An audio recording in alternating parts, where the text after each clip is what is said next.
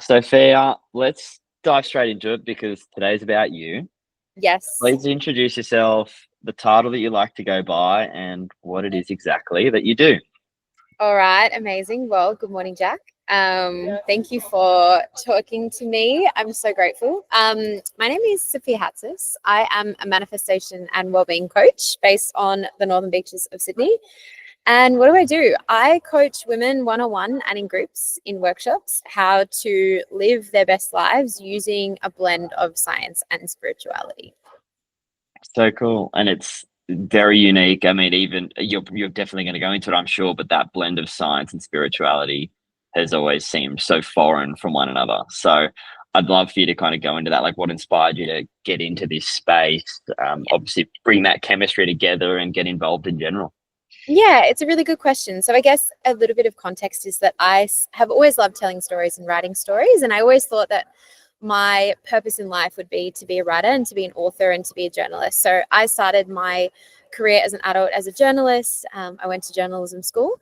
But for me, like mental health and well-being was always a really important part of my life. And it's something that I'm really passionate about and have been for many years. And the context behind that was I had some pretty serious mental health challenges when I was a kid. So from the ages of between 13 and 18, I had a pretty serious eating disorder that I struggled with for many years. I was in and out of hospital. And so, pretty much poker stick at all the mental health challenges, and I've had them.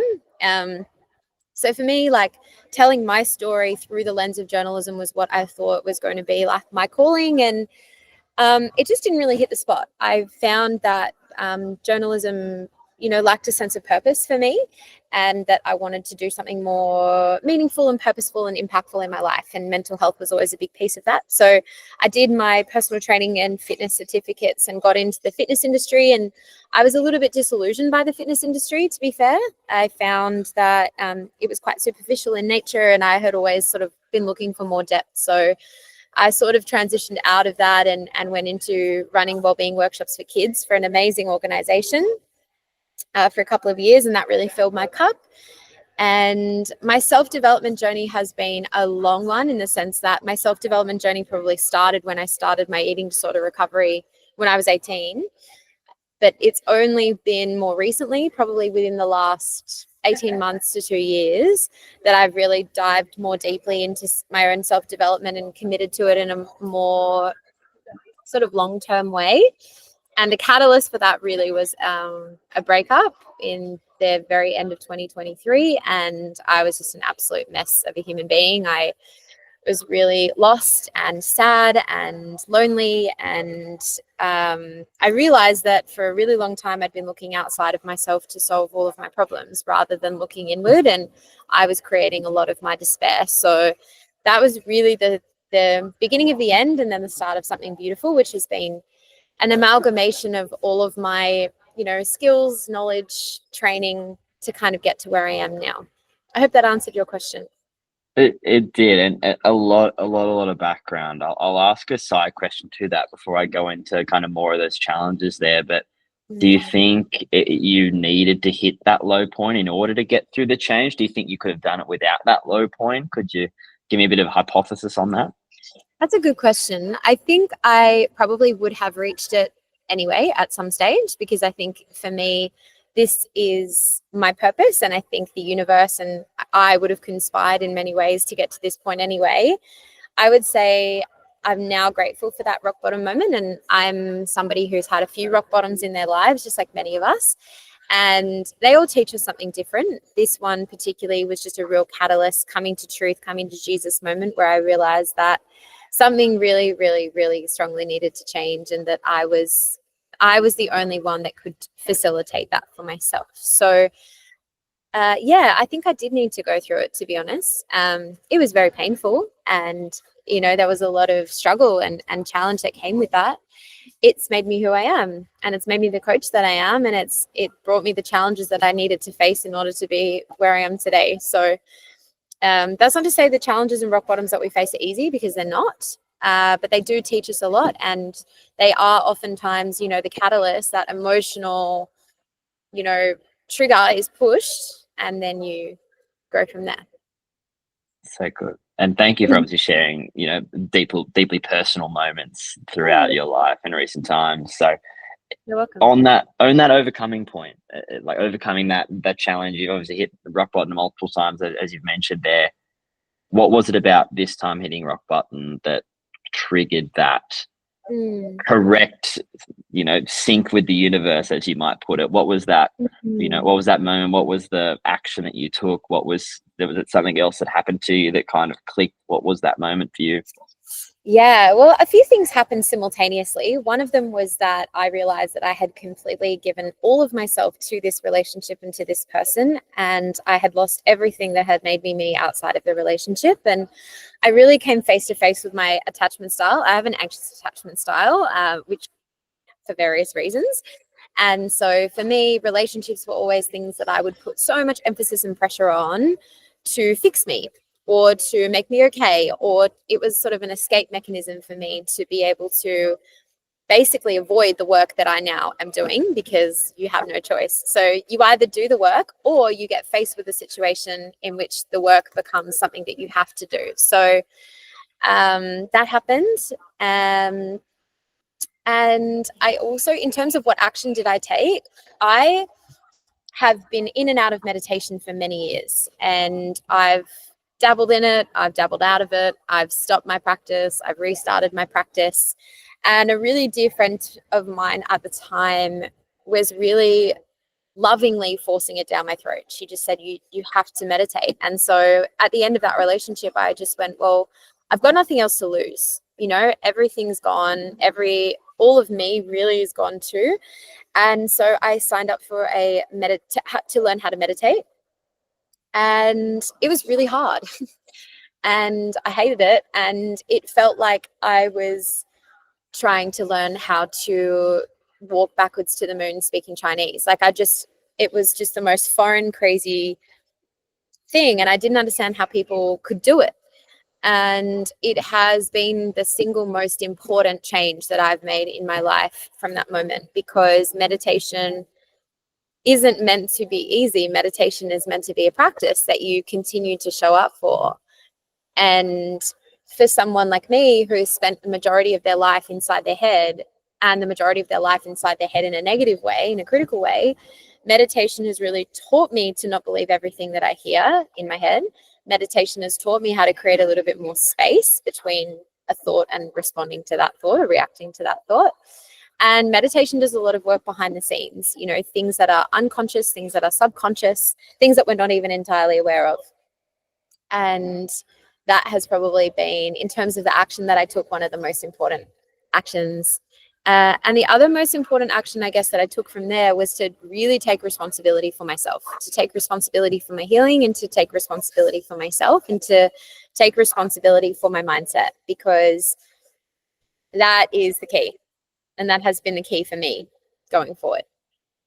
It's the one of the toughest pills to swallow, I think, in life, especially for young people more so, is that, whilst it can be daunting that we are responsible for ourselves and our own lives, like there's a lot of power that can come from that too, which is, that's the light on the other side, isn't it? So Agree. not to go down my philosophical path, it's about you. So what does set you apart then from the other coaches out there in the spiritual space? I know you touched on that perspective already of maybe science and spirituality joining. What do you think your point of difference in the market is, Sophia? Yeah, that's a really good question. I think it's a combination of things. And I think when you're a coach and you're trying to differentiate yourself, one thing that you can get caught up in is how I'm different from everybody else, or what I'm saying that's different from everybody else. And what I actually have really focused on is like my relevance to my niche and my relevance to my audience, rather than trying to be something for everybody. It's like, well, what are my unique skill sets? What do I know? What am I good at? And how am I able to give to my clients in a way that is relevant for them, that is relevant to their experience. So I have I've got all the qualifications. I've got lots of experience. I've been a coach for many years in the physical space, like coaching physical fitness. I've been a coach and a workshop instructor for many years as well. So my strength is really in facilitating other people's change through sharing stories, through sharing of knowledge, and through basically keeping people accountable to their own journey.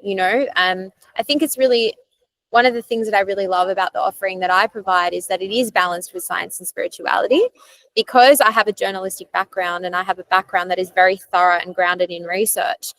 One of the things that I pride myself most on is making sure that what I'm teaching is not only applicable, but is also very grounded in science. And I think sometimes in this space, it can really go one or the other, which is like we're entirely woo-woo or entirely science-based. And I think the most incredible breakthroughs I've seen in with my clients has been really kind of ideas and concepts clicking in their own mind through the concepts that I teach around conscious manifestation or co-creating with the universe or creating or manifesting from the heart space. So in terms of like, why am I different from coaches out there? I think every coach is different in their own way. I've just been able to find a niche that resonates with what I say.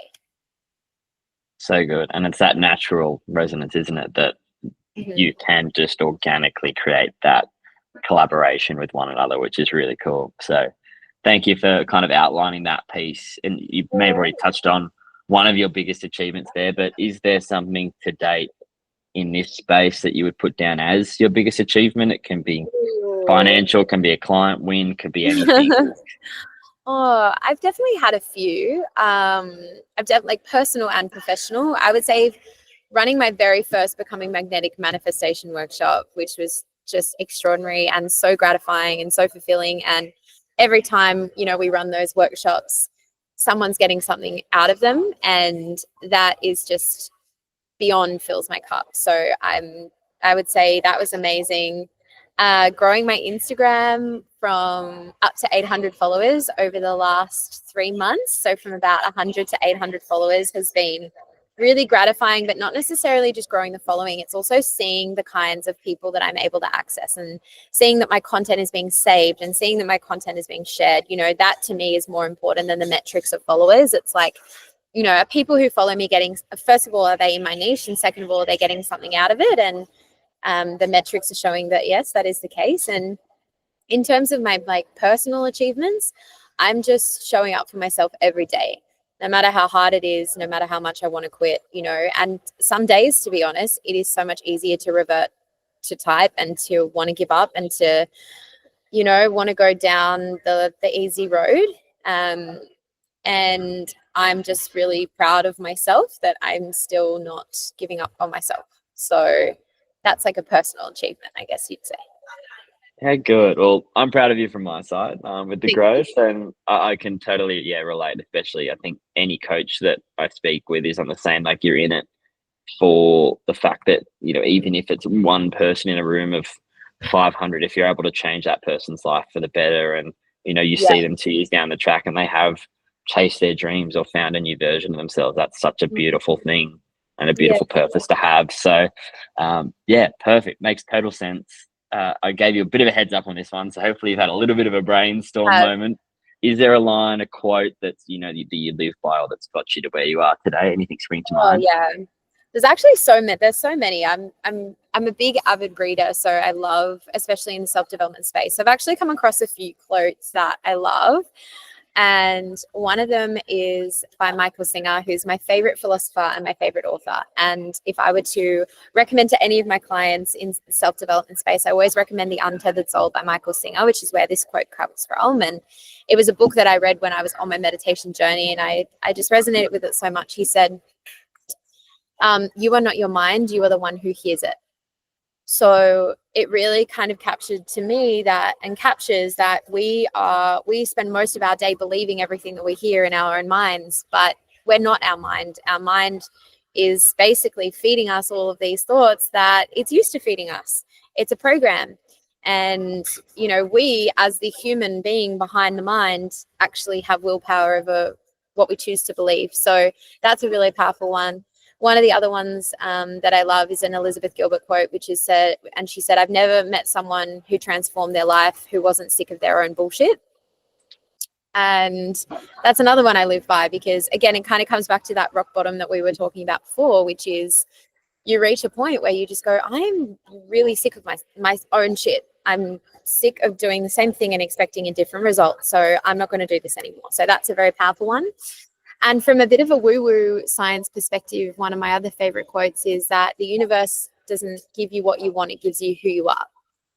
So if you, and I can't remember whose quote that is, I think it could be Vixen, someone like that. We can do some digging. yeah, I should probably look that one up. But that's one that's used a lot in the manifestation space, which is about, and this is how I coach manifestation as well, which is that manifestation is a process of becoming. It's a process of the thoughts, the feelings, the behaviors, the actions, the beliefs, that you are constantly in communication with the universe. So if you want to change your life, you have to change your relationship with yourself, and you have to change your relationship with the world around you. And yeah, those are my 3 that I live by. That singer quotes, that hits me in the field as well. I don't think I've ever had that spoken to me or heard it before. So, and again, it's another quote, as per your point, every coach is different, and every coach that I've spoken with has given me a different quote, which is pretty darn cool. Like the amount of typical quotes or those floating around, you'd think I'd get some double ups, but we're keeping the trend alive. So thank you for sharing some really detailed ones there. Where to next? What's the goals? Maybe not 5 years, maybe not 5 years away, maybe 12, 24 months. How far ahead have you, manifested at this stage? What's on the horizon?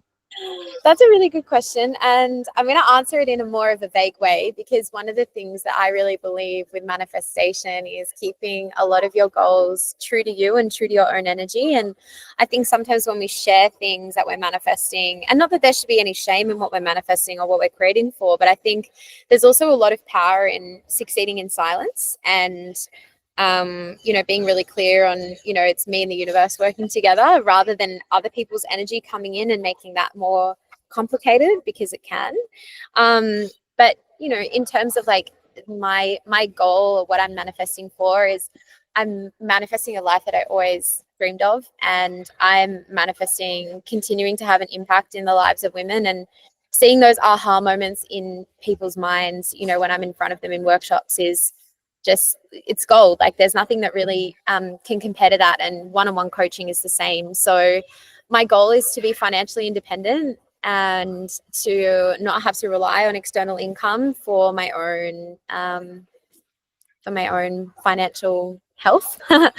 And my goal is to really grow and grow my workshops to a specific level, so that I can access as many women as possible. And then down the line, I really want to have a course that's accessible to people, that they can do at their own pace, which incorporates principles of science and spirituality and all of the tools and tricks. Like, I don't like to gatekeep the secrets that I've used. I like to share them. So all the things that I use to manifest, and all the things that I use to enhance my well-being and change my life, are things that I love to teach. So that's the goal, and to keep working towards that.